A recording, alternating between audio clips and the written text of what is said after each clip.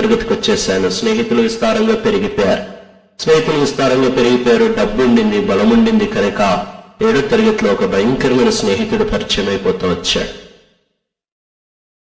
భయంకరమైన వెనుక చరిత్ర నుంచి, భయంకరమైన కుటుంబం నుంచి వచ్చిన ఆ స్నేహితుడు పరిచయమై ఆ స్నేహితుడు నా జీవితాన్ని పూర్తిగా పాడు చేసేసా. 7వ తరగతిలో ఉండగానే నాకు ఎదురొచ్చి అన్నాడు, అరే అసలు సంతోషం, ఆనందం, తృప్తి, అసలు మనిషి జీవితానికి అర్థం అనేది దేంట్లో ఉంది తెలుసా? ఒకటి చేస్తేనేరా మనిషికి సంతోషం, ఆనందం, తృప్తి దొరికేది. అది చేయకపోతే అసలు బతుకే కాదు. బతుకే కాందా, ఏంటి బాబు అది? అప్పుడు అన్నాడు, అరే సిగరెట్ తాగితే మనిషికి సంతోషం ఉంటుంది చూడు, ఆనందం ఉంటుంది చూడు, తృప్తి ఉంటుంది చూడు. ఇప్పుడు అనుకున్నాను, సిగరెట్ తాగితే మనిషికి తృప్తి ఉంటుందేమో అనుకొని 3 in 1 సంతోషం, ఆనందం, తృప్తి 3 కలిపి 3 రూపాయలకే దొరుకుతుందా అనుకొని వెళ్ళి నా మొట్టమొదటి సిగరెట్ 7వ తరగతిలోనే వెలిగించాను. వెలిగించిన తర్వాత సిగరెట్ అంతా అయిపోయిన తర్వాత సంతోషం దొరకలే, ఆనందం దొరకలేదు, తృప్తి దొరకలేదు, తక్కువ ఒక్కటి దొరికింది. ఇంకా అనుకున్నాను, ఏంట్రా వీడు సంతోషం అన్నాడు, ఆనందం అన్నాడు, తృప్తి అన్నాడు, ఇవన్నీ ఏం లేవు అని బానిస అయిపోయాను ఆ సిగరెట్ కి. 7వ తరగతిలోనే సిగరెట్లు తాగడం మొదలుపెట్టి దాదాపు 70 సిగరెట్లు తాగేవాడిని రోజుకి. ఎలా తాగేవాడిని అంటే, అన్నం కలిపేటప్పుడు నోట్లో సిగరెట్ ఉండేది, నోట్లో ముద్ద పెట్టుకున్న తర్వాత నోట్లో సిగరెట్ ఉండేది. సిగరెట్ లేకుండా నేను కనిపించకుండా ఉండేవాడిని. విపరీతంగా తాగేవాడు. బాగా అలవాటు అయిపోయిన తర్వాత మళ్ళీ ఎదురొచ్చి అరే అసలు తృప్తి, సంతోషం, ఆనందం సిగరెట్లో కాదురా, ఇంకేంటి నాయనా పరిశోధన చేశావా? నీ నెక్స్ట్ ఇన్వెస్టిగేషన్ ఏంటి? అసలు తాగుడులో ఉందిరా. 7వ తరగతిలోనే తాగుడు అలవాటు అయిపోయింది. ఆ తర్వాత 7వ తరగతిలోనే ఆ చెడు స్నేహం బట్టి డ్రగ్స్ కూడా అలవాటు అయిపోయి ఇంజెక్షన్ ద్వారా డ్రగ్స్ తీసుకునేవాడిని. వారం రోజులు దాటితే ఎడిక్ట్ అయిపోయేవాడిని. ఈ దినాన మీ ముందు నిలబడేవాడిని కాదు. కానీ దేవుని మహాకృపను బట్టి డ్రగ్ ఎడిక్ట్ గా కాకమునిపే దేవుడు డ్రగ్స్ అనేది దూరం చేసేస్తా వచ్చాడు. అలా సిగరెట్ తాగుడికి ఇచ్చిన నాట్లోనే బానిస అయిపోయాను గనక ఎంత తాగినా మత్తెక్కేది కాదు, ఎంత తాగినా తెలిసేది కాదు. అలా విపరీతమైన దుష్టత్వంలోనికి జారిపోతా వచ్చాను. కొట్లాటలు, గొడవలు, గలాటలు భయంకరంగా పెరిగిపోతా వచ్చాయి. అది నాన్న స్కూల్ బయట నిలబడున్నాను. మా తల్లిగారు అదే వీధి గుండా పోతా ఉండి నన్ను చూశారు. వీడేంటి స్కూల్ బయట ఉన్నాడు, వీడికి టై లేదు, బెల్ట్ లేదు, స్కూల్ బ్యాగ్ లేదు, ఏంట్రా ఇక్కడున్నావు అంటే నేనన్నాను, ఇక్కడ ఉండకి ఇంకెక్కడ ఉంటారమ్మా? అదేంట్రా స్కూల్కి వెళ్ళట్లేదా? 4 సంవత్సరాలు అయింది స్కూల్కి పోయి. 4 సంవత్సరాలు అయింది ఆ స్కూల్కి పోయి. వీడు గారికి ఇట్లానే వదిలిపెట్టావంటే, మా తల్లిదండ్రులు మాట్లాడుకున్నారు, వీడు గారికి ఇట్లానే వదిలిపెట్టావంటే ఏ స్మగ్లరో, ఏ ఫ్యాక్షనిస్టో, లేకపోతే ఏ క్రిమినల్ అయిపోతాడు, వీడు అర్జెంట్ గా స్కూల్ మార్చాలి అని చెప్పి ఆ స్కూల్ నుంచి తీసి మా మమ్మీ లయలో స్కూల్లో పనిచేస్తూ ఉంటే మా మమ్మీ పనిచేస్తున్న స్కూల్లో నన్ను వేశారు. స్కూల్ మారింది, రోల్ నెంబర్ మారింది, స్నేహితులు మారారు, యూనిఫామ్ మారింది, కానీ బతుకు మారలేదు. అన్నీ మార్చడానికి ప్రయత్నించారు, కానీ నా జీవితం మారలేదు. నా జీవితంలో నువ్వెన్ని మార్చుకోవడానికి ప్రయత్నించు, నీ జీవితం మారదు. ఎప్పటి వరకు మారదు తెలుసా?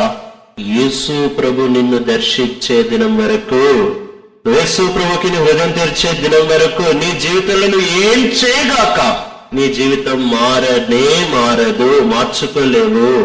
ఎన్నో ప్రయత్నాలు చేశారు, కానీ నా జీవితం మారలేదు. స్కూల్ బ్యాగ్ లో ఏముండేది అని స్కూల్ బ్యాగ్ తీస్తే 2 సైకిల్ చైన్లు ఉండేది, ఒక రాడ్ ఉండేది. నా స్కూల్కి తీసుకెళ్లే పుస్తకాలు. గొడవలు పెరిగిపోయి, అల్లర్లు పెరిగిపోయాయి, విపరీతంగా పెరిగిపోయాయి. ఇంకా ఇంటర్మీడియట్కి వచ్చేసాను. ఇంటర్మీడియట్కి వచ్చేసిన తర్వాత సెయింట్ మేరీస్ జూనియర్ కాలేజ్ అని హిమాయత్ నగర్ లో జాయిన్ అవుతా వచ్చాను. అక్కడ కూడా బాగా ధనవంతులైన స్నేహితులు వస్తారు. నేను ఏ కాలేజ్ జాయిన్ అవ్వాలన్నా, ఏ స్కూల్ జాయిన్ అవ్వాలన్నా ముందే తిప్పుకునేవాడిని. ఎక్కడ బాగా డబ్బు ఉండే వాళ్ళు వస్తారో అక్కడ జాయిన్ అయ్యేవాడిని. సెయింట్ మేరీస్ లో విపరీతమైన డబ్బు ఉండే వాళ్ళు వస్తారు కనుక అక్కడ జాయిన్ అవుతా వచ్చాను. జాయిన్ అయిన తర్వాత ఇంకా చెడు స్నేహం అలవాటు అయిపోయింది. అక్కడ బైక్ రేస్లు అలవాటు అయిపోతా వచ్చాయి. విపరీతమైన వేగంగా ట్రాఫిక్ లో నడిపించేవాడిని. చావంటే భయం లేదు, పోలీసులు అంటే భయం లేదు, టీచర్లు అంటే భయం లేదు, ఎవరంటే భయం లేకుండా జీవిస్తా వచ్చాను కనుక విపరీతమైన వేగంలో బండి నడిపించేవాడిని కనుక ఎప్పటికీ ఫస్ట్ వచ్చేవాడిని. విపరీతంగా డబ్బులు సంపాదిస్తా వచ్చాను. ఒక బైక్ కొండ 4 రోజులు ఉంచుకోవడం, అమ్మేయడం, ఇంకో బైక్ కొండ 4 రోజులు ఉంచుకోవడం, అమ్మేయడం, అలా తయారైపోతా వచ్చింది. చెడు స్నేహం ఎక్కువైపోయింది, తాగుడు ఎక్కువైపోయింది, గొడవలు ఎక్కువైపోయాయి. వదిలేన్న ఒక కరాటే సార్ హైదరాబాద్కి వచ్చారు. ఒక కరాటే మాస్టర్ హైదరాబాద్కి వచ్చి ఆయన ఒక డెమో ఇచ్చాడు. డెమో ఇచ్చిన తర్వాత అంత అయిపోయిన తర్వాత అందరు వెళ్ళిపోయారు. వెళ్ళిపోయిన తర్వాత ఆయన వెళ్ళి కలిసి ఆయన అడుగుతా వచ్చాను, సార్ నాకు ఒక విద్య నేర్పించాలి, ఎంత ఖర్చు అయినా సరే మీకు ఇస్తాను అని చెప్తా వచ్చాను. అప్పుడు ఆయన అన్నాడు, సరే ఏం విద్య నేర్పించాలి బాబు అన్నాడు. నేను అన్నాను, మనిషిని 15 సెకండ్ల టైంలో ఎలా చంపాలో నేర్పించు, ఎంతన్నా డబ్బులు ఇస్తాను అని అన్నా. అనేటప్పటికి వాడు ఆశ్చర్యపడిన అంక చూసి పైనుంచి కింద చూసి, అరే మూరెడంత లేవు, నీకెందుకురా ఈ విద్య, నీకెందుకురా చంపే విద్య, మీకెందుకు సార్, మీరైతే నేర్పించింది, మీకు ఎంత డబ్బులు కావాలో అంత డబ్బులు ఇస్తానని ఎంత బ్రతిమాలను ఒప్పుకోలే. చివరికి ఇంకా పొమ్మనిలాగా పొగబెట్టినట్టు ఏమన్నాడంటే, వీడు ఎట్లా తీసుకొని రాలేడులే అనుకొని, నువ్వు గనక వారం తిరగక మునుపు 1,00,000 రూపాయలు తీసుకొని వస్తే నీకు విద్య నేర్పిస్తా అన్నాడు. వారం తిరగక మునుపు ఒక స్టూడెంట్ ని 1,00,000 రూపాయలు ఎక్కడి నుంచి తీసుకొని వస్తాను? 1998వ సంవత్సరం ఇంటర్మీడియట్ ఫస్ట్ ఇయర్ లో ఉన్నప్పుడు. వారం తిరగక మునుపు 1,00,000 రూపాయలు ఎక్కడి నుంచి తీసుకొని వస్తాను? మా ఇంట్లో అంత డబ్బున్నోళ్ళు కాదు కదా, మిడిల్ క్లాస్ కదా, సర్లే వదిలేసుకుందాము అని పొరపాటును కూడా అనుకోలే. ఎట్లా తీసుకొని రావాలి 1,00,000 అని చెప్పి ఆలోచిస్తా కూర్చున్నా. రోజు పొద్దున్నే లేచేవాడిని, మోకాలు లేచి, ప్రవ్వా 1,00,000 రూపాయలు ప్రవ్వా, 1,00,000 రూపాయలు ప్రవ్వా, 1,00,000 రూపాయలు ప్రవ్వా ప్రార్థన చేసేవాడిని. ఎంత ప్రార్థన చేసినా దేవుడు అలాంటి పలికిమాల ప్రార్థన వినాడు అని ఆ దినాల్లో తెలియదు. ఎంత ప్రార్థన చేసినా దేవుడు వినలేదు. ఇంకా చూశాను దీపం గాలిలో పెట్టి ప్రార్థన చేస్తే వద్ది, మన ఏర్పాట్లు మనం చేసుకోవాలి కదా అనుకొని ఇంకా ఇల్లంతా ఎతికాను. ఇల్లంతా ఎతికితే మా ఇంట్లో 10,000 బ్యాంకులో వేద్దామని చెప్పి దాచిపెట్టారు. ఆ 10,000 తీసేశాను. నా 4 స్నేహితుల దగ్గరికి వెళ్ళాను, అరే నా బతుకుని బాగు చేసిన వాళ్ళు అవుతారా, ఒక్క చెరు 10,000 సమర్పించుకోండి. సరే అని 40,000 మొత్తానికి 50,000 కొడబెట్టుకున్నా. ఇంకా వారం దగ్గర పడుతుంది, ఇంకా 50,000 కావాలి, ఏం చేయాలి అర్థం కావట్లేదు. ఇంకో దినాన్ని అనుకున్నాను, మా ఇంటి పక్కనే ఏటీఎం ఉంటుంది అనుకున్నాను. చిన్నోడిని ఏం పెద్దది తెలియదు, ఏటీఎం అంటే ఎప్పుడు వెళ్ళలేదు అనుకున్నాను. ఏటీఎం అంటే ఏముంటాయి, స్క్రూ డ్రైవర్లు పెట్టి తీసేస్తే వచ్చేస్తాడేమో, దాంట్లో తెరిస్తే డబ్బులుంటే తీసుకొని వెళ్ళిపోవచ్చు అనుకున్నాను. అది నా అర్థం అడ్డుంటే రాయి పెట్టి పగలగొడదామని రాయి తీసుకున్నాను, బ్యాగులో వేసుకున్నాను, స్క్రూ డ్రైవర్లు తీసుకున్నాను, బ్యాగులో వేసుకున్నాను, హ్యాక్సా బ్లేడ్ తీసుకున్నాను, బ్యాగులో వేసుకున్నాను, చుట్టి తీసుకున్నాను, బ్యాగులో వేసుకున్నాను, అన్ని బ్యాగ్ నిండా నింపుకున్నాను. నిండా నింపుకొని ఆ రోజు రాత్రి ఎట్లన్నా ఏటీఎం లోకి వెళ్ళి ఏటీఎం లో డబ్బులు దొంగలిద్దాము అనుకొని తీర్మానం తీసుకుని ఇంక అందరూ పడుకున్నాక రాత్రి లేశారు.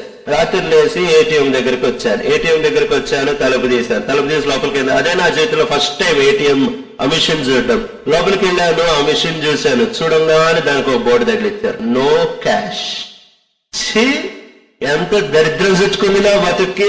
కష్టపడి రాయి ఏరుకున్నా, సుత్తి ఏరుకున్నా, డంపం ఏరుకున్నాను, అన్ని తీసుకొని వస్తే నో క్యాషా, ఈ ఎస్బీఐ చింతే అనుకున్నాను. సరే ఇంటికి వెళ్ళిపోయాను. ఏం చేయాలో అర్థం కావట్లేదు. మా ఇంటి దగ్గరే నాంపల్లి రైల్వే స్టేషన్ వెళ్ళాను. ఇంట్లోకి కూర్చున్నాను, స్టేషన్ లో ప్లాట్ఫామ్ మీద కూర్చొని ఆలోచిస్తా ఉన్నాను, ఎట్లా సంపాదించాలి 50,000 అని ఆలోచిస్తా ఉన్నాను. నాకు కొంచెం దూరంలో ఒక నాన్న కుమారుడు కూర్చున్నారు. వాళ్ళిద్దరు కూర్చొని మాట్లాడుకుంటా ఉన్నారు. వాళ్ళు ఏం మాట్లాడుకుంటున్నారని అలా వింటా ఉన్నాను. ఆ తండ్రి ఆ కుమారుడితో అంటా ఉన్నాడు, అరే నీ 4 సంవత్సరాల చదువుకి, నీ హాస్టల్ ఫీజుకి, నువ్వు ఉండడానికి అన్నిటికీ 50,000 సరిపోతాయా? నా బ్యాగ్ లో 50,000 ఉన్నాయి. అబ్బా, దేవుడు నిన్ను నా కోసం పంపించాడు, 50,000 పెట్టుకొని వచ్చావు బాబు, ఖచ్చితంగా నా కోసమే వచ్చావు నువ్వు అనుకుని ఇంకా ఆయన పక్కకి వెళ్ళి, అంకుల్ ఎవరు వెళ్తున్నారు అంకుల్, చక్కగా మాట్లాడి, అది నాలో మంచి యాక్టర్ అనమాట, చక్కగా మాట్లాడి ఎవరు వెళ్తున్నారు అంకుల్, పలానూరు వెళ్తున్నాను. సరే వెళ్ళాను, టికెట్ కొనుక్కున్నాను, ఆయనతో పాటు ట్రైన్ ఎక్కాను. ట్రైన్ ఎక్కిన తర్వాత మంచిగా మాట్లాడి నెమ్మదిగా బ్యాగ్ తీసేసిన తర్వాత ట్రైన్ ఒక చిన్న స్టేషన్ ఆగితే దిగి ఇంటికి వచ్చేసాను. అలా వారం తిరగక మునుపు 1,00,000 రూపాయలు కూడబెట్టుకున్నాను. వెళ్ళాను ఆ కరాటే మాస్టర్ దగ్గరికి వెళ్ళి, ఇదిగో సార్ 1,00,000 రూపాయలు, నాకు ఆ విద్య నేర్పించు. ఆయన అన్నాడు, వామ్ము నువ్వెంత అసాధ్యుడురా, ఒక్క వారం రోజుల లోపల 1,00,000 రూపాయలు ఎక్కడి నుంచి తీసుకొని వచ్చావు? నీకు ఎక్కడి నుంచి తీసుకొని వస్తే నీకెందుకు సార్, నువ్వైతే 1,00,000 రూపాయలు తీసుకున్నామన్నా నేను తీసుకొని వచ్చా, నాకు విద్య నేర్పించు, నేను చచ్చినా నీకు విద్య నేర్పించు, నాకు 1,00,000 రూపాయలు వద్దు, నీకు విద్య నేర్పించను అంటా వచ్చాడు. ఆయన కరాటే సార్, ఆయన మనం కొట్టలేము. ఏం చేసావు? సరే సార్, కనీసం దీనికంటే కొంచెం తక్కువ విద్య నేర్పించు. ఏం విద్య?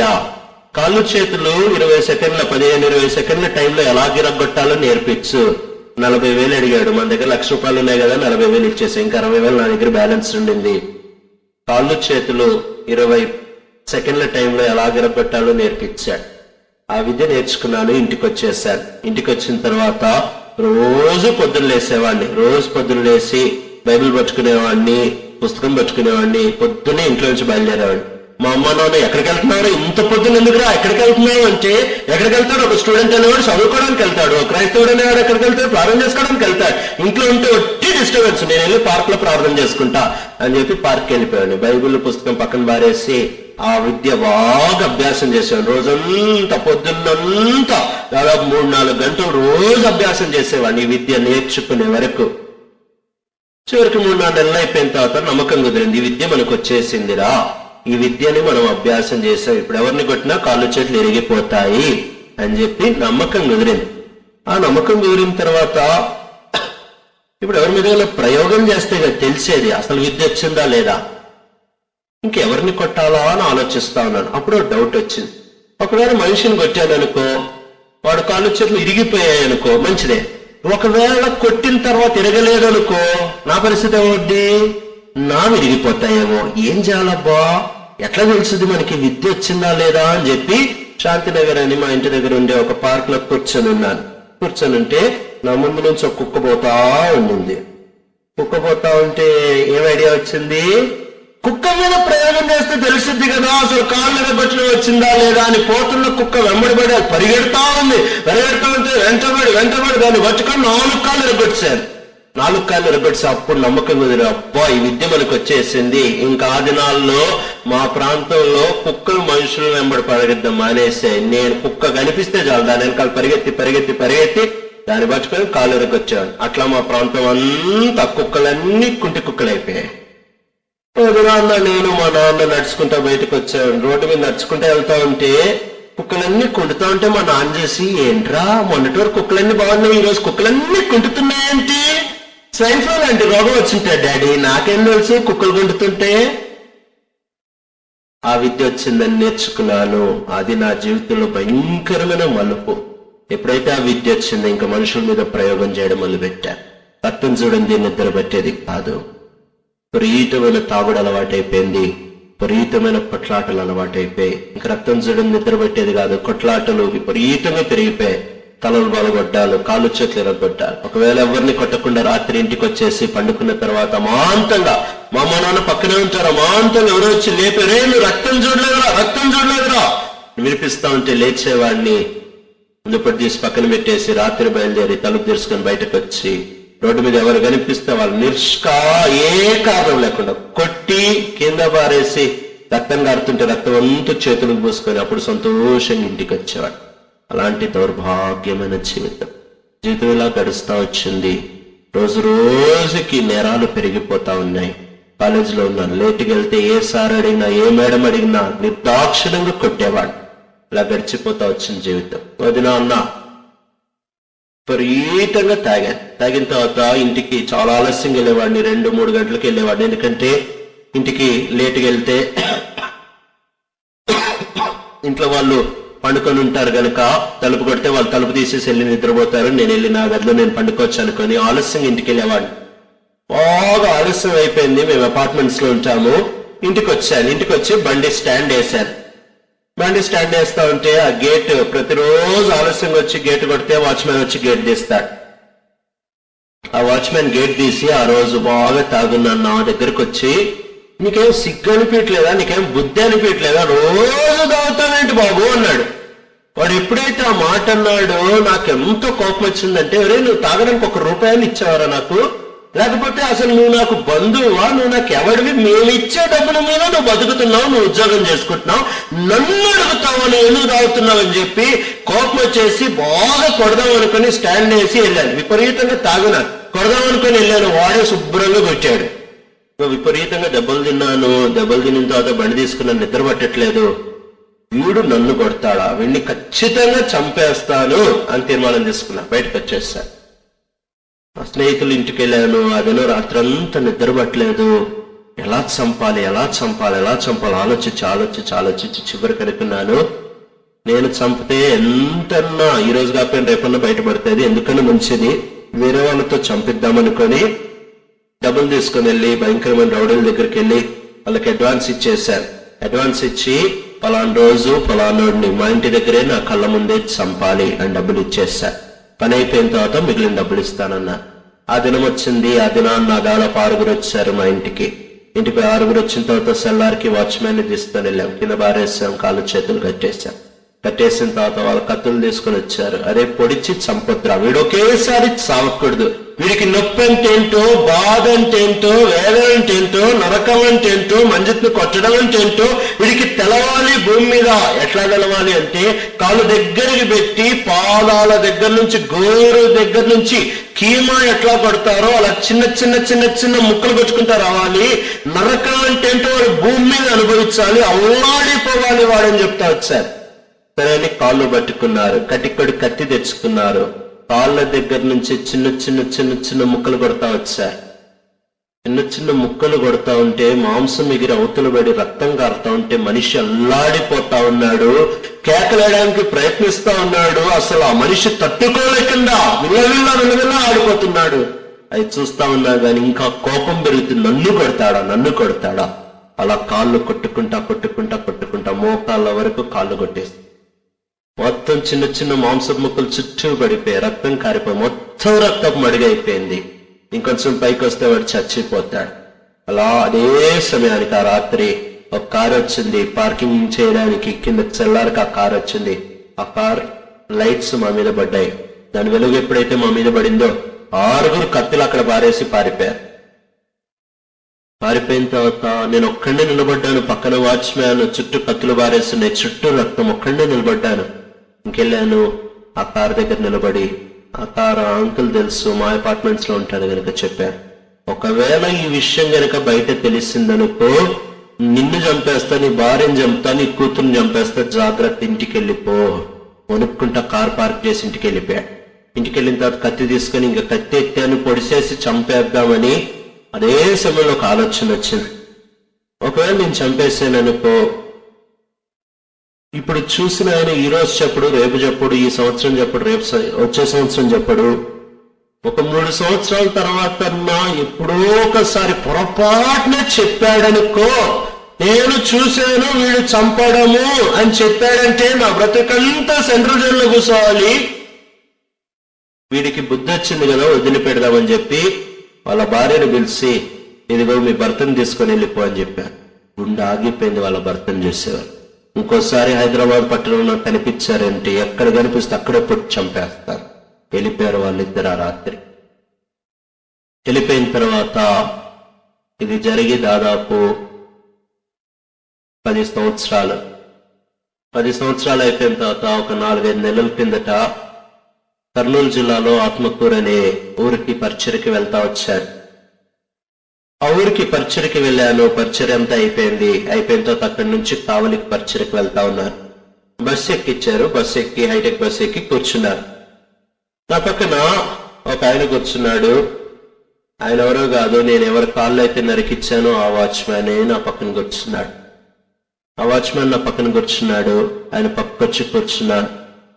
కూర్చున్నప్పుడు ఆయన చూశాడు, వామ్మో వీడు నన్ను ఎత్తుక్కుంటా కర్నూలు జిల్లాకు వచ్చాడు రా, ఇప్పుడు బస్సు చీకట్లో పోగానే నన్ను పొడిసి బస్సులను చంపేస్తాడేమో అనుకుని వణికిపోతా ఉన్నాడు ఆ మనిషి. నాకు తెలియదు నేను వాచ్మ్యాన్ అని. నేను సేవకున్నప్పటికీ ఇంకా నేను సేవ చేసుకుంటా ఉన్నాను. బైబిల్ తీశాను, పక్క కొంచెం చదువుకున్నాను, పైన పెట్టేశాను. అయిపోయిన తర్వాత ఆయన పక్కన కూర్చున్నాను. ఆయన తలకాయ బయటే పెట్టాడు, లోపల పొరపాటును కూడా పెట్టట్లేదు. గంట చూశాను, గంటన్నర చూశాను, 2 గంటలు చూశాను. ఏంటి మనిషి తలకాయ బయటే పెట్టుకొని ఉన్నాడు, లోపల జరగట్లేదు ఏంటి? వామిటింగ్ సార్, ఒక ప్రాబ్లమా ఏంటి అనుకొని, ఏమండి ఏమైనా ప్రాబ్లం అండి? అరే ఏం ప్రాబ్లమో చెప్పండి అంటే, ఏంటబ్బా ఏం ప్రాబ్లం అబ్బా అనుకుంటే, మీకు ఏమైనా బాధ అయితే చెప్పండి, నీళ్లు కావాలా అంటే, అయ్యా నన్ను క్షమించయ్యా అంటున్నాడు. నీళ్లు కావాలంటే క్షమించయ్యా అంటున్నాడు. వీడికి ఏం పిచ్చా ఏంటి? ఒక్కసారి తిరిగేటప్పటికి ముఖం చూశాను. ఆ ముఖం చూడంగా నా గత చరిత్ర అంతా గుర్తొచ్చింది. ప్రభు ఎంత దరిద్రుడిని, ఎంత దుర్మార్గం, ఎంత కఠినుడు, ఏమాత్రం దయ లేకుండా బతికినాడు. నన్ను నువ్వు ఎలా మార్చావు ప్రభు? ఆ వ్యక్తి నా ముఖం చూసి, సార్ నన్ను చంపడానికి ఇక్కడి వరకు వచ్చారా? నేను చంపడం కాదయ్యా, నేను మారిపోయానయ్యా, ఇప్పుడు నేను సేవకుని. నువ్వెంట మారావు సార్? ఎవడన్నా ఈ ప్రపంచంలో మారుతాడు, మీరంటే మారాడు సార్? లేదయ్యా మారాను. ఇప్పుడు ఏం చేస్తున్నారు సార్? నేను పాస్టర్ అంటే ఇప్పుడు చర్చిలో వాళ్ళని చంపుతారా సార్ మీరు? దరిద్రుడా, పాస్టర్ అంటే మారిపోయానంటే నమ్మడు. దిగే వరకు మారానంటే ఆ తర్వాత 2-3 రోజులకి ఫోన్ చేసి మీరు మారారని కొంచెం నమ్మకం కుదిరింది సార్, పూర్తిగా కూడా కుదరలేదంట, కొంచెం నమ్మకం కుదిరింది సార్. అలాంటి జీవితం ఇలా గడిసిపోతా వచ్చింది, విర్రవీగుతా వచ్చాను. నాకెదురు ఎవరు లేరు, నన్ను కొట్టే వాళ్ళు ఎవరు లేరు, గట్టిగా నన్ను చూసే వాళ్ళు కూడా పుట్టలేదు అని విర్రవీగుతా వచ్చాను. నారాయణగూడ, హిమాయత్ నగర్ ప్రాంతం అంతటిలో ఏ షాప్లోకి వెళ్ళిన పేరు చెప్తే చాలా డబ్బులు తీసుకోకుండా సరికిచ్చేస్తారు. అలా జీవితం అంతా గడిపేస్తా వచ్చాను. ఇంటర్మీడియట్ సెకండ్ ఇయర్కి వచ్చాను 1999వ సంవత్సరం. ఆ దినాల్లో కార్గిల్ యుద్ధం జరుగుతూ వచ్చింది. కార్గిల్ యుద్ధం జరుగుతూ వస్తే అప్పుడు ఒక పెద్ద ర్యాలీ తీశాను. నా వెనకాల దాదాపు 15,000 మంది విద్యార్థులు నడుస్తా ఉన్నారు. పెద్ద ర్యాలీ తీశాను. శత్రు దేశాన్ని భయంకరమైన బూతులు తిట్టుకుంటా ముందు నేను నడుస్తా ఉన్నాను. ఆ దినాల్లో బూతుల్లో PhD చదివాను. ఇంకా ఇంట్లో కూర్చునేవాడిని. ఇంట్లో కూర్చున్న తర్వాత ఇంట్లో చదవరా అంటే ఏం చేయాలో అర్థం కాక ఒక బుక్ తీసుకొని రాసేవాడిని. అలా దాదాపు కష్టపడి 4 నెలలు రాసి బూతుల డిక్షనరీ తయారు చేశాను. ఏతో ఎన్ని బూతులు వస్తాయి, బీతో ఎన్ని బూతులు వస్తాయి, సితో ఎన్ని బూతులు వస్తాయి, డీతో ఎన్ని బూతులు వస్తాయి, అలా A to Z 26 అక్షరాలతో వచ్చే బూతులన్నీ రాశాను. అలా బూతుల్లో తేరిపోయిన వాడిని కనుక భయంకరమైన వినడానికి అస్సమైన బూతులు తెచ్చుకుంటా రోడ్డు మీద నడుచుకుంటా వెళ్తా ఉన్నాను. ఆ దినం శుక్రవారం. నడుచుకుంటా వెళ్తా ఉంటే నాకు ఎదురు 2 మహమ్మదీయ సహోదరులు వచ్చారు. వాళ్ళు ఎదురొచ్చి వాళ్ళ దారిలో వాళ్ళు పోతా ఉన్నారు. వాళ్ళని చూడంగానే కోపం ఎక్కడ లేకుండా వచ్చి, వాళ్ళని చూడంగానే ఉక్రోషం వచ్చేసింది. వాళ్ళని చూడంగానే ఇంకా తట్టుకోలేక ఇంకా భయంకరమైన బూతులు తెచ్చుకుంటా వెళ్తా ఉన్నాను. వాళ్ళిద్దరు పోతా నా వంక చూసి ఎందుకు తిడుతున్నావు బాబు అన్నారు. ఆ మాట అన్నారు, ఎందుకు తిడుతున్నావు బాబు అనేటప్పటికి నన్ను అంటారా, నా వెనకాల 15,000 మంది ఉన్నారు కదా అని చెప్పి వాళ్ళిద్దరిని కింద పారేసి రోడ్డు మీద విపరీతంగా కొట్టేశాను. పోలీస్ స్టేషన్ కొంచెం అంత దూరంలోనే విపరీతంగా కొట్టేశాను. చచ్చిపోతారేమో అనుకునే స్నేహితులందరూ వచ్చి బలవంతంగా నన్ను ఆపి వదిలేసేరా, వాళ్ళు కనుక చచ్చిపోయారంటే ఇక నువ్వు లోపల నుంచి బయటకు రావు, సరే అని చెప్పి వదిలేశాను. వదిలేసి వెళ్ళిపోతా ఉంటే వాళ్ళిద్దరు అన్నారు, అరే వారం తిరగక మునుపు నీ ప్రాణం తీస్తాము. అరే మీరు బతికి బయటపడ్డవే ఎక్కువ, నా ప్రాణం తీస్తారా? అసలు నా ఇంక గట్టికి చూసేవాడే పుట్టలేదు, నా ప్రాణం తీసేవాడా? ఈ జన్మలో పుట్టాడు అనుకొని ఆ విషయం అక్కడితో వదిలిపెట్టి మర్చిపోయి ఇంటికి వెళ్ళిపోయాను. కరెక్ట్ గా వారం తిరిగింది, శుక్రవారం వచ్చింది. కాలేజ్కి వెళ్ళాను. కాలేజీలో కూర్చొని క్యాంటీన్ దగ్గర కూర్చొని తింటా ఉన్నాను. క్యాంటీన్ దగ్గర కూర్చొని తింటా ఉంటే ఓల్డ్ సిటీ నుంచి, పాత బస్తీ నుంచి దాదాపు 180 మంది దాకా PCMలో కూర్చొని ఎలాగన్నా మంజిత్ నీరోజు చంపాలి అని చెప్పి బయలుదేరారు. కాలేజ్ బయటకు వచ్చి ఆ DCM ఆగింది. నాకేం తెలీదు, నేను కాలేజ్ లోపల ఉన్నాను. గేట్లన్నీ వేసేస్తున్నాయి. కాలేజ్ అయిపోయింది. చిన్న గేట్ తీశారు. చిన్న గేట్ తీసిన తర్వాత ఒకరి తర్వాత ఒకరు బయటకు పోతా ఉన్నారు. బయటకు పోతా ఉంటే వాళ్ళు చూస్తా ఉన్నారు, అరే వీడైనా మంజిత్ కాదు, వీడు కాదు అందరూ వెళ్తా ఉన్నారు. మాంతంగా కూడా చూసారే వీడేరా మంజిత్ అని కేకేశాడు. ఆ కేకేయగానే ఒక్కసారి గేట్లు దోసుకొని 180 మంది దాకా లోపల పడ్డారు. కర్రలు పట్టుకొని, రాడ్లు పట్టుకొని, చైన్లు పట్టుకొని ఒక్కసారి లోపల పడ్డారు. పడేటప్పటికి అనుకున్నాను, ఇంతమంది వచ్చారంటే ఖచ్చితంగా నన్ను కొట్టడానికే అనుకొని తినేది అక్కడ పారేసి గోడెక్కేశాను. గోడెక్కి ఇంకా దూకుదాం అనుకుంటున్నా. కింద బండి రెడీగుండి ఒక్కసారి దూకారంటే బండి మీద పడతాను, వేగంగా వెళ్ళిపోవచ్చు. ఒక్కసారి బండి మీద పడితే ఇంకా వాళ్ళని ఆపలేడు కాబట్టి ఇంకా దూకుదాం అనుకుంటున్నాను. ఒకడు వచ్చి పట్టుకొని కిందకి లాగి ఏ కాలేజ్ గ్రౌండ్ లో విర్రవిగాను, ఏ కాలేజ్ గ్రౌండ్ లో నాకు ఎదురు లేదనుకున్నాను, ఏ కాలేజ్ గ్రౌండ్ లో నన్ను చూసేవాడే పుట్టలేదు అనుకున్నాను, ఏ కాలేజ్ గ్రౌండ్ లో కాలేజీలో ఉండే లెక్చరర్, సార్, మేడం తేడా లేకుండా కొట్టాను. అదే కాలేజ్ గ్రౌండ్ మధ్యలో నిలబెట్టాను. చుట్టూ స్నేహితులు చూస్తా ఉన్నారు, స్టాఫ్ అందరూ చూస్తా ఉన్నారు. కొంతమంది మంచిగా ఇంద్రా వీడికి ఇప్పుడు పడతాయనుకుంటున్నారు, కొంతమంది జాలి చూపిస్తున్నారు, కొంతమంది స్నేహం బట్టి రావాలనుకున్నారు. కానీ చుట్టూ 180 మంది నిలబడిన తర్వాత ఇప్పుడు కొట్రా, మొన్న కొట్టావు కదా, నిన్ను కొట్టేవాడు పుట్టలేదని విర్రవీగుతున్నావు కదా, కొట్టు. 180 మందిని నిలబడ్డాం కదా, ఒక్కొక్కడిని కొట్టు. ఎంతమందిని కొడతాను? ఒకరిని కొడతా, 10 మందిని కొడతాను, అంతకు మించి కొట్టలేను. ఏం చేయాలో అర్థం కావట్లేదు. అలానే నిలబడ్డాను, చుట్టూ నిలబడ్డా. ఒకడొచ్చాడు, పట్టుకున్నాడు, విపరీతంగా కొట్టి కొట్టి కొట్టి కొట్టి కొట్టి వాడికి అలుపు వచ్చిన తర్వాత ఇంకోడికిస్తే వాడు కొట్టి, ఇంకోడికిస్తే వాడు కొట్టి, ఇంకోడికిస్తే వాడు కొట్టి, ఇష్టానుసారంగా తన్ని కొట్టి జుట్టు బీకి వాటిలన్నీ చినిగిపోయాయి. విపరీతంగా రక్తం కక్కుతా ఉన్నాను, ముక్కులోంచి రక్తం కారుతుంది, చెవులోంచి రక్తం కారుతుంది, కళ్ళు తిరిగిపోయి కింద పడిపోయాను. కింద పడిపోయిన తర్వాత కూడా వదిలిపెట్టలేదు. కర్రలు తీసుకొని రాడ్లు తీసుకొని విపరీతంగా కొట్టేశారు. ఎంత విపరీతంగా కొట్టారంటే 2 షోల్డర్ బోన్స్ ఫ్రాక్చర్ అయిపోయాయి, 2 హిప్ బోన్స్ ఫ్రాక్చర్ అయిపోయాయి, 2 వైపులు ఫ్రాక్చర్ అయిపోయి, తల నేరుగా మధ్యలోకి పగిలిపోయింది.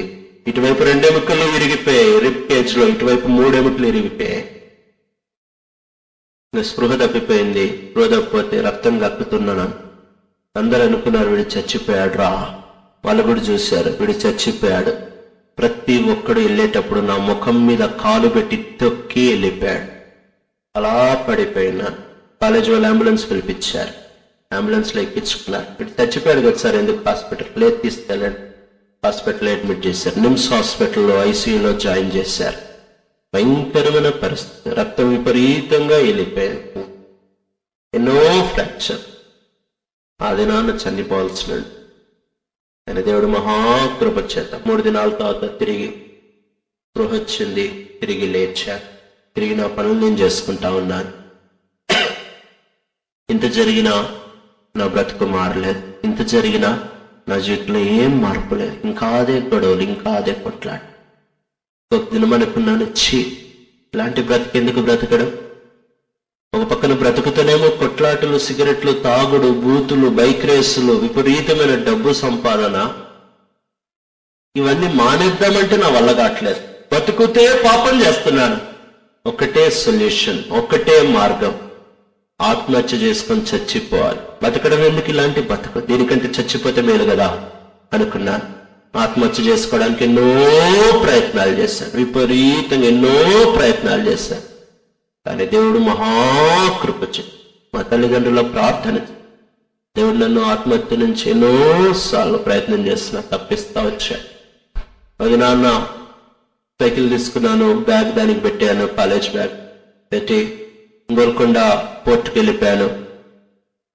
గోల్కొండ ఫోర్ట్కి వెళ్ళి సైకిల్ బయట స్టాండ్ వేసి పెట్టేసి తాళం వేద్దాం అనుకున్నాను. ఇంకప్పుడు అనుకున్నాను, నేను ఎట్లా పైకి వెళ్ళి దూకి చచ్చిపోతాను కదా, ఇంక ఈ సైకిల్ ఎట్లా నాకు మిగలదు కదా, ఎవరికన్నా పనికొస్తాడులే అనుకుని తాళం వేయకుండా సైకిల్ అట్లానే వదిలేసాను. బ్యాగ్ కూడా దానికే పెట్టేశాను. ఎవడన్నా చదువుకుంటాడులే అనుకుని వదిలే. వెళ్ళేటప్పుడు కూడా పుణ్యం గురించి ఆలోచించా.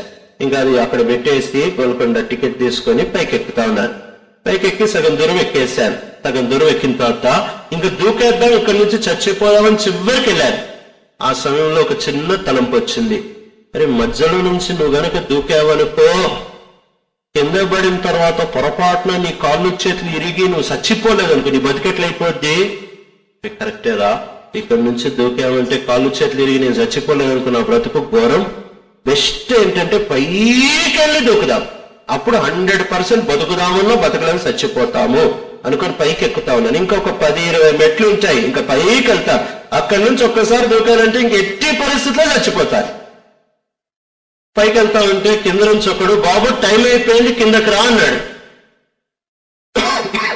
టైం అయిపోయింది కిందకి రా అంటే, నువ్వేంటారు నన్ను పిలిచేది, ఇంకో 5 నిమిషాలు అయిపోతే నా టైమే అయిపోద్ది, నువ్వేంటి నన్ను పిలిచేది అనుకొని వెళ్తానే ఉన్నాను. వెళ్తా ఉంటే, బాబు టైం అయిపోయింది కిందకి రా, అరుచుకోరా, నువ్వేం చేస్తావు, అరుచుకోవడం కంటే నేను వెళ్ళి దూకడమే, నేనేం చూడడానికి పోతున్నా అనుకున్నావా అనుకొని పైకి వెళ్తా ఉన్నాను.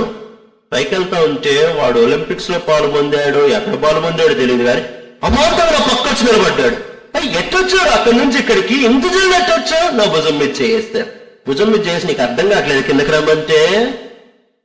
అర్థమైంది సార్, ఒక్కసారి చూసిపోదామని. చూసిపోదామా, సరే చూపిస్తా కానీ భుజం మీద చేసి మొత్తం చూపెట్టాడు. ఇప్పుడు భుజం మీద చేయదీరా నాయన, నేను చూస్తాను అంటే, నీకెందుకు నేను చూపిస్తాను కదా, మొత్తం చూపిస్తా ఉన్నాడు. మొత్తం చూపించి కిందకి తీసుకొని వచ్చి గేట్ దగ్గర భుజం మీద చేయి తీశాడు. ఎంత దరిద్రుడు రా, చచ్చిపోవడానికి వచ్చినాడు కూడా సావనివ్వా నువ్వు. ఇంత సిన్సియర్ గా భారతదేశంలో డ్యూటీ చేసి నిన్నే చూస్తున్నాను రా ఆయన. చచ్చిపోదామంటే సావు రావట్లే. బయటకు వచ్చాను. ఇప్పుడు బయటకు వచ్చి పుణ్యం కట్టుకుందాం అనుకుని సైకిల్ వదిలేసే కదా, సైకిల్ పోతే మా ఇంట్లో లేవంటారా, పుస్తకాలు పోతే మా ఇంట్లో లేవంటారా అనుకుంటా బయటకు వచ్చాను. హైదరాబాద్ భలే మంచి పట్టణం. నా సైకిల్ అక్కడే ఉండింది, నా బ్యాగ్ అక్కడే ఉండింది. 2 తీసుకొని ఇంటికి వచ్చేసి ఎన్నిసార్లు చచ్చిపోదామన్నా చావరాట్లేదు. బతికి పాపాలు మానేద్దామంటే నా వల్ల కాట్లే. భయంకరమైన బతుకు తయారై, తృప్తి లేదు, ఒంటరితనం వెంటాడుతుంది, ఒకలాంటి భయం. అందరూ వదిలేసిన తర్వాత ఏమైపోద్దా అని తెలియని భయం. అసలు నేను ఎట్టుపోతున్నాను, ఎందుకు బతుకుతున్నాను అర్థం కాకుండా జీవిస్తా ఉన్న దినాలు. దినాలు కాలేజీకి వెళ్ళాను. సెప్టెంబర్ 29వ తారీఖు 1999వ సంవత్సరం. కాలేజీ అయిపోయిన తర్వాత ఇంటికి వచ్చాను. ఇంటికి వచ్చిన తర్వాత లోపలికి వెళ్ళి కూర్చున్న తర్వాత మా డాడీ వచ్చారు. చూశారు నా వంక. రే, విజయవాడలో మీ అత్త వాళ్ళ ఇంట్లో మీటింగ్స్ జరుగుతున్నాయి, సువార్త కూడికలు జరుగుతున్నాయి, వెళ్తావా అన్నారు. వెళ్తావా అంటే సరే, ఇప్పటికే నేను గుళ్ళు తిరిగాను, మస్జిద్లు తిరిగాను, నాస్తికుల పుస్తకాలు చదివాను, చర్చిలకు వెళ్ళాను, ఎన్నో విన్నాను, నా బతుకు ఎట్లా మారలేదు. నేను పుట్టింది విజయవాడ కాబట్టి నేను చచ్చేది కూడా విజయవాడే. సర్లే డాడీ వెళ్తాను అనుకున్నాను. వెళ్తాను అనుకున్న తర్వాత ఆ దినం సాయంకాలము ఖచ్చితమైన తీర్మానం తీసుకున్నాను. ఎంత ఖచ్చితమైన తీర్మానం తీసుకున్నానంటే నేను ఆ దినం బయలుదేరక మునుపు ఒక బాండ్ పేపర్ తీసుకొని వచ్చాను. నా ఏలు కోసుకున్నాను, రక్తం కారుతా ఉంటే ఆ రక్తంతో నా తీర్మానం రాశాను. ఏమని రాశానంటే, నేను విజయవాడ వెళ్తున్నాను, దేవుడంటూ ఒకడుంటే దిగొచ్చి నాతో మాట్లాడాలి. దేవుడు దిగొచ్చి నాతో మాట్లాడకపోతే నా చావు ఆ భగవంతుడు కూడా ఆపలేడు అని చెప్పి సంతకం పెట్టాను రక్తంతో. ఆ కాగితాన్ని అలానే మడత పెట్టి మంచం కింద పెట్టాను. ఎంతో ఏడ్చాను ఆ దినం. ఇంకా నా తల్లిదండ్రులు ముఖం చూడను, ఇంకా నేను మళ్ళీ నా ఇంటికి రాను, మళ్ళీ నా తమ్ముడు ముఖం చూడను. ఇంట్లో నుంచి వెళ్తున్నాను, మళ్ళీ ఇంటికి వస్తున్నాను, ఇంట్లో నుంచి వెళ్తున్నాను, మళ్ళీ ఇంటికి వస్తున్నాను. చివరిసారి నా ఇల్లు చుట్టం, మళ్ళీ ఇల్లు చూడను, నేను వెళ్ళి చచ్చిపోతా. మా అమ్మ నాన్న ఎలా తట్టుకోగలరు అనుకుంటా వచ్చేవాడు. ఇక బయలుదేరాను, బస్సులోకి కూర్చున్నాను. ఒక్కసారి బస్సులోకి కూర్చున్నానంటే నా పాపాలన్నీ సీడీలో తిరిగినట్టు తిరుగుతా ఉన్నాయి నా కళ్ళ ముందు. ఆ పాపాలన్నీ గుర్తొస్తుంటే ఏడుస్తా ఉన్నాను. విజయవాడ చేరుకున్నాను. సెప్టెంబర్ 30వ తారీఖు 1999వ సంవత్సరం. పటమట దగ్గర ఒక చిన్న గవర్నమెంట్ హై స్కూల్లో మీటింగ్ జరుగుతా ఉండింది. వెళ్ళాను, ఆ కొడుకులో కూర్చున్నాను. ఆ కొడుకులో కూర్చున్న తర్వాత నాలో మెదులుతున్న ఒక ప్రాముఖ్యమైన ప్రశ్న, నన్ను ప్రేమించే వాళ్ళు ప్రపంచంలో ఎవరైనా ఉన్నారా? మా అమ్మ ప్రేమించలేకపోతుంది, మా నాన్న ప్రేమించలేకపోతున్నారు, నా తమ్ముడు నన్ను ప్రేమించలేకపోతున్నారు, ప్రపంచంలో ఎవ్వరు నన్ను ప్రేమించలేకపోతున్నారు, అసలు నన్ను ప్రేమించే వాళ్ళు ఎవరైనా ఉన్నారా అనే ప్రశ్నతో అక్కడ కూర్చొనున్నాను. ఆ ప్రశ్నతో అక్కడ కూర్చొనున్నప్పుడు ఆ సేవకుడు మొదలు పెట్టాడు. ఆ దినం అంశం ఏంటంటే God's patience and God's love. దేవుని యొక్క దీర్ఘశాంతం, దేవుని యొక్క ప్రేమ. అది నాన్న దేవుని యొక్క దీర్ఘశాంతం గురించి వివరించి వర్ణిస్తా వస్తే ఒక్కొక్క మాట కత్తిలాగా దూసుకొని వచ్చింది. అమాంతంగా మీటింగ్ మధ్యలో ఆయన అన్నాడు, బహుశా నువ్వు ఇక్కడ 15, 16, 17, 18, 19 సంవత్సరాల వయసులో, యవ్వన వయసులో ఇక్కడ కూర్చొనున్నావేమో. ఇది నాన్న, యేసు ప్రభు నిన్ను ప్రేమిస్తున్నాడు కాబట్టి ఇక్కడ కూర్చొనున్నావు. నీ పాపాలు క్షమించడానికి శిలువ మీద తనకున్నదంతా పెట్టాడు. ప్రతి మానవుడు ప్రయాణమయ్యేది యెరూషలేం నుంచి యెరికోకే. దేవుని చిత్తం నుంచి నరకానికే, దేవుని స్వరూపం నుంచి పాతాళానికే అని చెప్పి దేవుని యొక్క ప్రేమని వర్ణిస్తా వస్తే ఆ మాటలు బాణాల్లా గుచ్చుకొనిపోయి మీటింగ్ జరుగుతూ ఉండింది. తట్టుకోలేక ఒకేసారి ఏడ్చేస్తే మీటింగ్ అంతా నా ఏడుపుకి ఆగిపోయింది. అక్కడ ఉండే వాళ్ళు వచ్చారు, సంఘ పెద్దలు వచ్చారు, నన్ను బయటకు తీసుకొని వెళ్ళిపోయారు.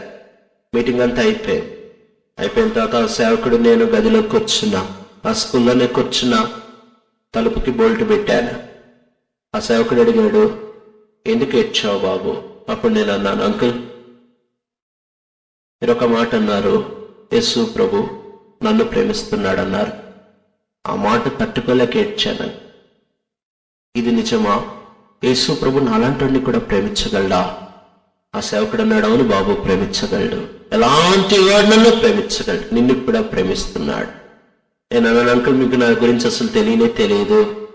నేను బయటకి ఇట్లున్నాను కానీ భయంకరమైన నేరాలు చేస్తున్నాడిని. అప్పుడు ఆయన అన్నాడు, ఎంతటి నేరస్తున్నా దేవుడు ప్రేమించగలడు బాబు అన్నాడు. సరే అంకుల్, నా జీవితం మీకు చెబుతాను. ఎవరికి చెప్పలేదు నా జీవితం అంతా మీకు చెబుతాను. నా జీవితం అంతా వినిన తర్వాత అప్పుడు చెప్పండి దేవుడు నన్ను ప్రేమించగలడా? చెప్పు బాబు అన్నాడు. మొదలుపెట్టాను నా జీవితం. 3వ తరగతిలో స్కూల్కి వెళ్ళడం మానేశాను. 7వ తరగతిలోనే సిగరెట్లు తాగుడు, డ్రగ్స్ అలవాటు అయిపోయాయి. ఇంటర్మీడియట్కి వచ్చేసప్పటికి కాలు చేతులు ఇరగొట్టడం మొదలుపెట్టాను. రక్తం చూడని నిద్రపట్టేది కాదు. విచ్చలవిడిగా మేడంలని సార్లని కొట్టాను. ల్యాబొరేటరీలు ఎన్నోసార్లు పగలగొట్టేశాను. బస్సులు తగలబెట్టేశాను. పెట్రోల్ ట్యాంకులు పేల్చేశాను. బైక్ రేసుల్లో విపరీతంగా డబ్బు సంపాదించాను. నా పాపాలన్నీ చెప్పలేనివి కూడా ఆయనకి చెబుతా ఉంటే ఒక్కసారి మోకాళ్ళ మీద పడ్డాడు. మోకాళ్ళ మీద పడి అంగి అంతా తడిసిపోయేటట్టు ఏడుస్తా ఎక్కువపెట్టి ఏడుస్తా ఉన్నాడు. నేను కూర్చొని ఏడుస్తా ఉన్నాడు. ఇద్దరం ఏడుస్తా ఉన్నాం. ఇంత యవన వయసులో ఇన్ని పాపాలా? ఇంత దౌర్భాగ్యమైన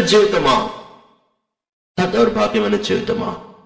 ఆ సమయంలో నా పాపాలు ఎప్పుడైతే ఒప్పుకుంటా ఉన్నానో, ఏది దాచిపెట్టుకోకుండా, వేషధారం లేకుండా, ఒప్పుకోదనుకున్నా గాని అది అన్నీ ఒప్పుకున్నాను. అది దాదాపుగా నా పాపాలన్నీ చెబుతా ఉంటే దేవునికి సన్నిధి ఆవరిచ్చేస్తుంది. ఒకలాంటి భయం వచ్చేస్తుంది.